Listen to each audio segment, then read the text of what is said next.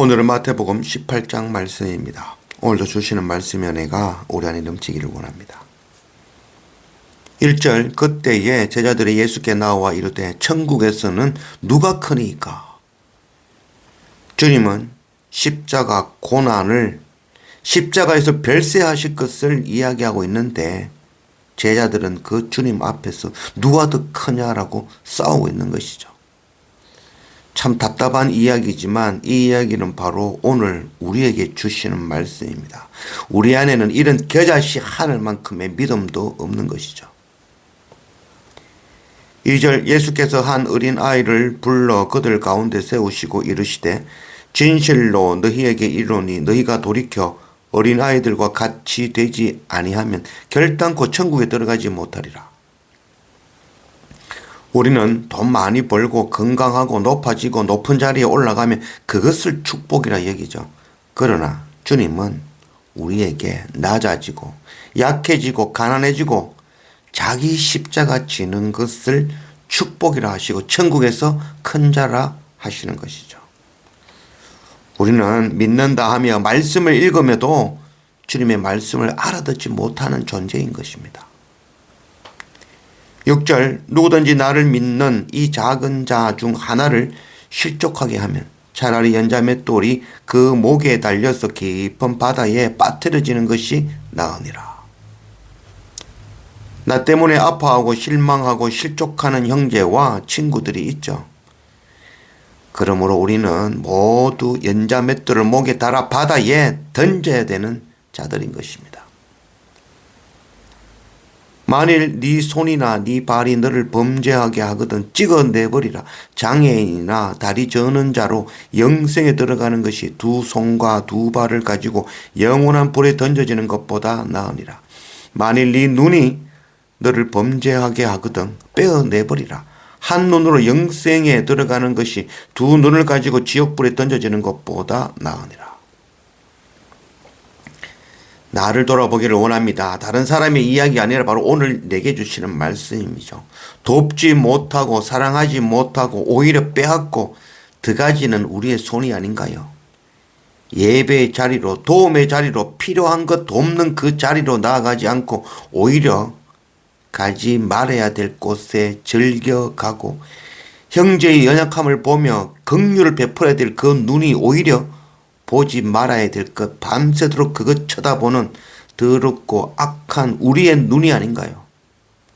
우리의 손발이 찍히고 눈이 뽑혀 장애인으로 긍휼을 구하며 주님 앞에 나아가야 되는 것입니다.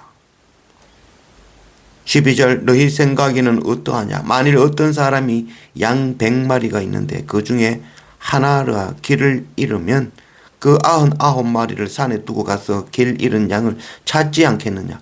진실로 너희에게 이르노니 만일 찾으면 길을 잃지 아니한 99마리보다 이것을 더 기뻐하리라. 이와 같이 이 작은 자 중에 하나라도 잃는 것은 하늘에 계신 너희 아버지의 뜻이 아니니라.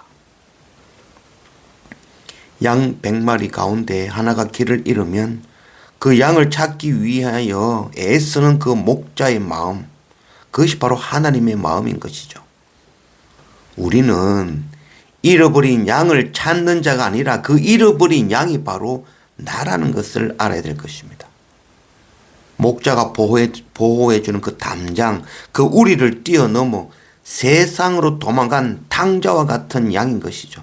이런 우리를 구원하시기 위하여 찾고 또 찾으시며 날마다 동산에 올라 기다리시는 바로 그 아버지 하나님이신 것입니다. 그것인 은혜를 깨닫고 날마다 말씀과 예배로 아버지께로 돌이키는 그런 우리가 되기를 원합니다. 21절 그때에 베드로가 나와 이르되 주여 형제가 내게 죄를 범하면 몇 번이나 용서하여 주리이까? 7번까지 하오리이까? 예수께서 이르시되 네게 이르노니 7번뿐 아니라 7번을 70번까지라도 할지니라. 베드로가 자신만만하게 주님 앞에 나아갔죠. 그리고 형제가 죄를 범하면 내게 죄를 범하면 7번 정도는 용서해 줄 수 있습니다 라고 이야기했지만 주님은 7번이 아니라 7번을 70번 즉 490번이나 용서하라고 하시는 것이죠. 무조건 용서하라는 것이죠. 우리는 용서하는 자가 아니라 아버지 하나님의 그 용서하심, 사하심의 은혜를 날마다 누리며 사는 자라는 것, 그것 잊지 말아야 되는 것입니다. 우리는 결코 7번을 70번씩, 아니 7번이라도 용서할 수 있는 자가 아니라는 것이죠.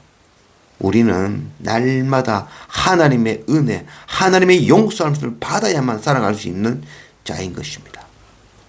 하나님의 전능하심은 바로 십자가이죠. 용서할 수 없는 죄인을 용서해 주시는 것이죠.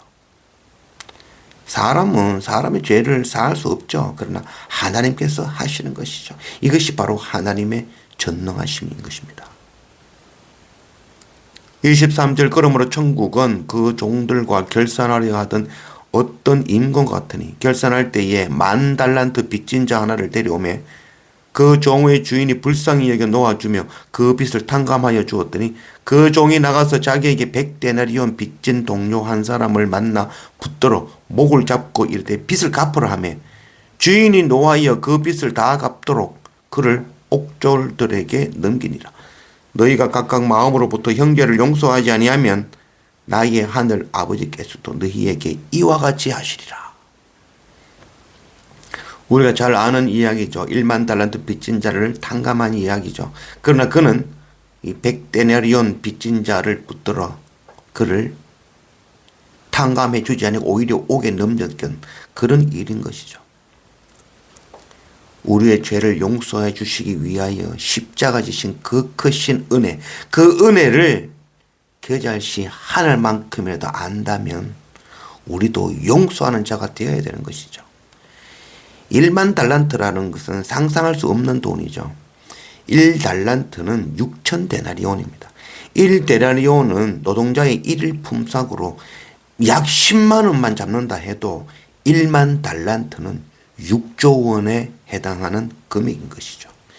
6조 원, 뭐 상상할 수 없는 돈이죠. 그 6조 원이라는 돈과 100데나리온, 곧 1,000만 원은 비교할 수 없는 것이죠. 내가 6조 원을 탕감받았다는 것을 안다면 1,000만 원은 당연히 탕감해야 되는 것이죠.